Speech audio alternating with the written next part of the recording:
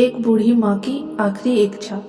एक बार एक बूढ़ी माँ को उसके बेटे ने एक वृद्ध आश्रम में ले जाकर छोड़ा। इस माँ का ये वही इकलौता बेटा था जिसके लिए इस माँ ने जीवन भर संघर्ष किया।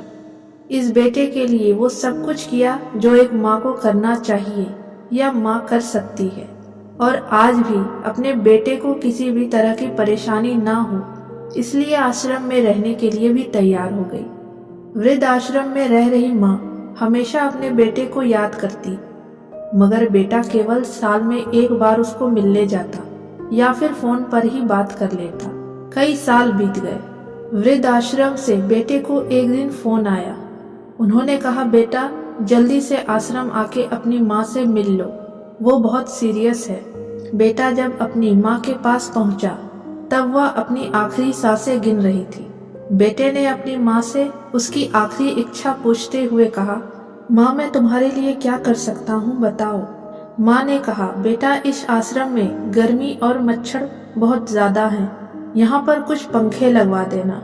फ्रिज ना होने की वजह से यहाँ पर हम बूढ़ों को कई बार भूखे पेट ही सोना पड़ता है, क्योंकि किसी का दिया हुआ खाना खराब होने से नहीं बचा पाते। तो इस आश्रम के लिए एक दो फ्रिज भी खरीद कर दे देना।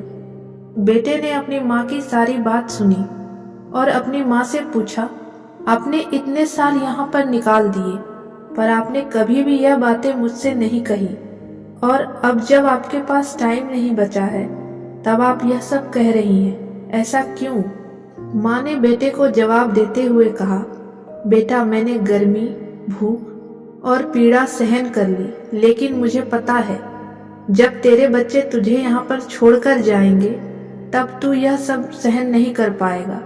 इसलिए तेरी सुविधा के लिए मैं तुझे यह सब लगाने के लिए कह रही हूँ। दोस्तों, माँ की ये आखिरी लाइनें किसी भी बेटा या बेटी की आंखें खोलने के लिए सक्षम है। इतिहास हमेशा अपने आप को दोहराता है।